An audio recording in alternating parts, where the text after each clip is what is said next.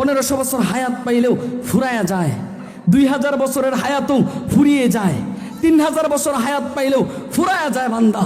তোমার দাদারা, তোমার দাদার বাবারা এই জমিনে হায়াত পাইতো 100 বছর, 150 বছর, কই আজকে মাটির সাথে মিশে একাকার হয়ে গেছে। কবরটা খনন করলে হাড্ডিগুলো খুঁজলে পাওয়া যাবে না। কাজেই ফাহিয়াকুম, জীবন আমি আল্লাহ তোমাদেরকে দিয়েছি, তাও ক্ষণিকের। সুম্মা ইউমিতুকুম, আল্লাহ বলতেছেন আমি রব তোমাদেরকে নির্দিষ্ট একটা হায়াত শেষ করে আমি আল্লাহ তোমাদেরকে মেরে ফেলবো। কে মেরে ফেলবেন বলেন? আল্লাহ মেরে ফেলবেন। আল্লাহ বলতেছেন আমি তোমাদেরকে মেরে ফেলবো।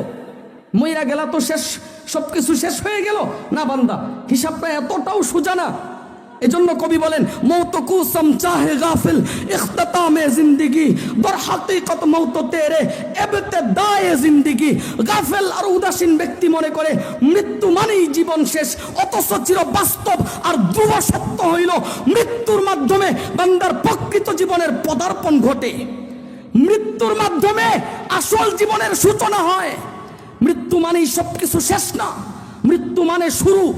মৃত্যু মানে দুনিয়া থেকে বিদায় নেওয়া না, মৃত্যু মানে কঠিন এক বাস্তবতার সামনে দাঁড়িয়ে যাওয়া। কাজেই রব বলতেছেন সুম্মা ইউমিতুকুম, আমি এক শক্তিধর প্রভু তোমাকে মেরে ফেলবো, তোমার মা বাবা বিবি বাচ্চাকে মেরে ফেলবো, পুরো পৃথিবীবাসীকে মেরে ফেলবো, পুরো দুনিয়াবাসীকে একেবারেই শেষ করে দিব। মইরা গেলা তো সবকিছু শেষ হয়ে যায় নাই বান্দা। সুম্মা ইউহয়িকুম, আমি রব আবার তোমাদেরকে জীবিত করব, আমি রব আবার তোমাদেরকে জীবন দান করব, আমি রব আবার তোমাদেরকে এই অস্তিত্ব দিব বান্দা।